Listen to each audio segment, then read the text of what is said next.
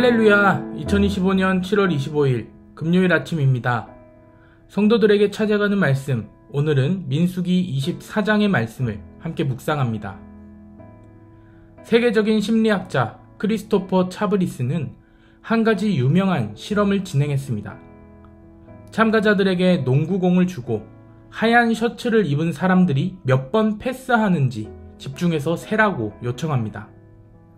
대부분의 사람들은 정확히 숫자를 셌다고 자부했습니다. 그러나 실험이 끝나고 다시 영상을 보여주면서 놀라운 사실을 하나 발견하게 됩니다. 사실 실험 중간에 누군가 고릴라 복장을 하고 화면을 가로질러 지나간 것입니다. 놀랍게도 절반이 넘는 사람들이 이 고릴라를 전혀 보지 못했습니다. 연구팀은 이것을 부주의 맹시라고 부르며 사람들이 어떤 것에 집중을 하면 다른 중요한 것을 놓칠 수 있다라는 사실을 증명했습니다.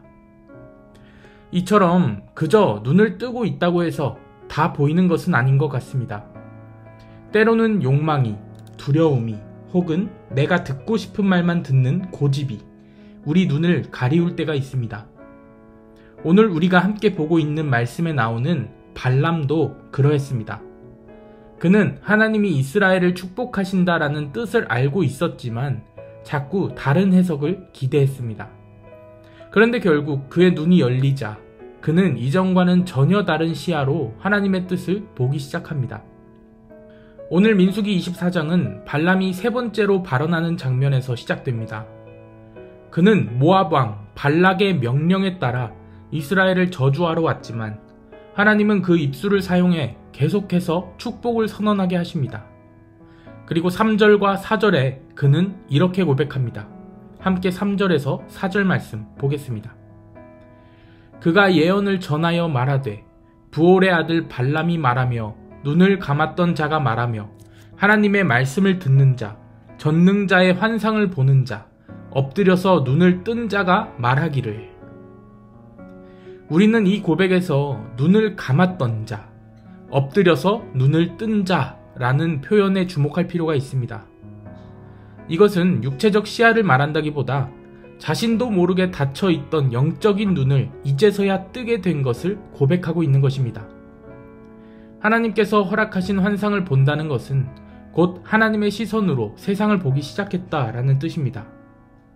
이스라엘이라는 백성에 대한 하나님의 시선, 하나님의 계획, 하나님의 사랑이 그의 눈에 들어온 것입니다. 그는 이전에는 이스라엘을 하나의 정치적 대상, 돈과 연관된 거래의 기회로만 바라보았습니다. 그러나 눈이 열린 이후 그는 이 백성을 향한 하나님의 마음을 보고 하나님의 언약을 감지합니다. 그의 입에서 나오는 그들을 향한 말도 점점 달라지기 시작합니다. 그는 이스라엘 진영을 바라보며 5절에서 이렇게 말합니다. 야곱이여 내 장막들이, 이스라엘이여 내 거처들이 어찌 그리 아름다운고. 하나님의 임재가 머무는 장막, 하나님이 인도하시는 백성의 삶을 진심으로 아름답게 바라보는 고백입니다. 그 눈에 비친 이스라엘은 물리적 강대함이나 문화적 우월성을 갖춘 민족이 아니라 하나님의 손에 의해 세워지고 유지되는 살아있는 증거였습니다. 발람은 그동안 자신이 보지 못했던 영적 현실을 바라보게 된 것입니다. 그리고 그 눈이 열리자 그는 더 이상 자신의 입술을 통제하지 않았습니다. 오히려 그는 하나님께 받은 말씀을 정직하게 선포하는 도구가 됩니다. 축복의 말은 그의 입에서 멈추지 않고 흘러나오며 하나님의 뜻이 온전하게 드러나는 모습을 오늘 우리 말씀에서 볼 수 있습니다. 사람은 자기가 보는 만큼 살아가게 됩니다. 눈이 땅을 향하면 계산하며 살게 되고 눈이 하늘을 향하면 신뢰하며 살게 됩니다. 눈이 사람을 바라보면 실망하게 되지만 하나님을 바라보면 소망을 품게 됩니다. 오늘 발람은 계속해서 이스라엘을 저주하라는 압박 속에서 시선을 돌려 하나님께서 보여주시는 것을 보고 말하게 됩니다. 눈이 열릴 때 하나님의 시간과 하나님의 사람과 하나님의 나라가 보이기 시작한 것입니다. 이처럼 우리 또한 눈이 열려야 내가 무엇을 말해야 할지, 어디로 가야 할지, 어떤 싸움을 싸워야 할지를 분별할 수 있습니다. 하나님은 발람처럼 예기치 않은 사람을 통해서도 말씀하십니다.